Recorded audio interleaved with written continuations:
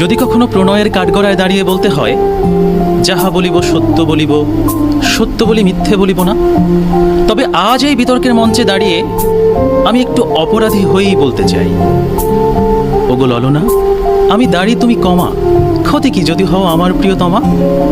আজকে আমাদের রম্য বিতর্কের বিষয় নির্ধারিত হয়েছে পাত্র হিসেবে আমিই সেরা। আর তাই এটি যখন বিতর্ক করছি, তখন আমি জানি এবং বিশ্বাস করি তোমার পাত্র হিসেবে যোগ্য হতে হলে সবার আগে জানতে হবে ভালোবাসতে, তোমার যত্নবান এবং দায়িত্ববান প্রেমিক হতে।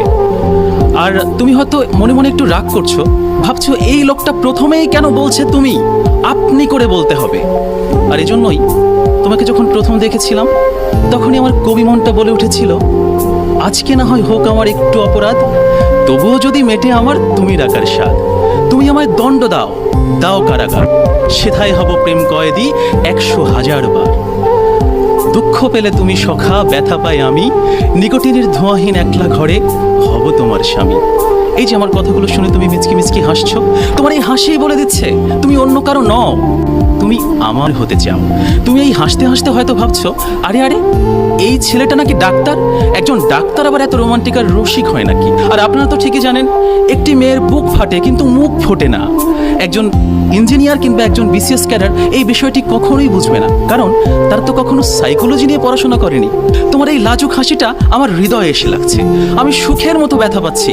আর ডাক্তারি বিদ্যা আমাকে শিখিয়েছে হৃদয়ের কোন ব্যথাটা কীরকম, কোনটি হার্ট অ্যাটাক আর কোনটি লাভ অ্যাটাক।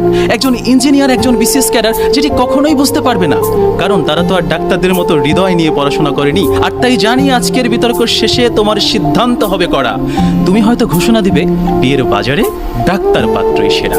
এই যে তুমি মাঝে মাঝে হাসছো, মাঝে মাঝে একটু রাগ করছো, মাঝে মাঝে লজ্জা পাচ্ছ, আবার মাঝে মাঝে চুপ হয়ে যাচ্ছ, এটিকে মেডিকেল সায়েন্স বলে মুড সুইং। কিন্তু আম জনতা, ডাক্তার ছাড়া অন্যরা যেমন ইঞ্জিনিয়ার, বিসিএস ক্যাডার, এরা এটিকে বলবে জিনে ধরা কিংবা জিনের আসর। অনেকগুলো পাবলিকেশন প্রকাশিত হয়েছে, পৃথিবীর সকল সুন্দরী মেয়েরই এরকম মুড সুইং থাকে। তাই তুমি যখন আমাকে ডাক্তার পাত্র হিসেবে বাছাই করবা, আর তারপর যখন কখনো তোমার এমন মুড সুইং হবে, তুমি যখন চুপচাপ বসে থাকবে, তখন আমি তোমাকে জিজ্ঞেস করব কি হয়েছে, তুমি তখন ছোট্ট করে বলবা কিছু না। কিন্তু আমি একজন ডাক্তার বলেই কিন্তু বুঝে ফেলবো হয়েছে অনেক কিছু। তাই আবার তোমাকে জিজ্ঞেস করবো কি হয়েছে আমাকে বলো, তখন তুমি একটু রাগ করে বলবে তোমাকে কেন বলবো, তুমি আমার কে। তখন কিন্তু একজন ইঞ্জিনিয়ার, একজন বিসিএস ক্যাডার এই বিষয়টি বুঝতে পারবে না, কিন্তু একজন ডাক্তার বুঝবে তোমার হয়েছে মুড সুইং, তোমার হয়েছে অভিমান, তোমার অভিমান ভাঙাতে হবে। কিন্তু সেই সময় একজন ইঞ্জিনিয়ার, একজন বিসিএস ক্যাডার তোমাকে বলবে ন্যাকামি বন্ধ করো তো। সুতরাং এজন্যই মনীষীরা বলেছেন ডিসিশন তোমার।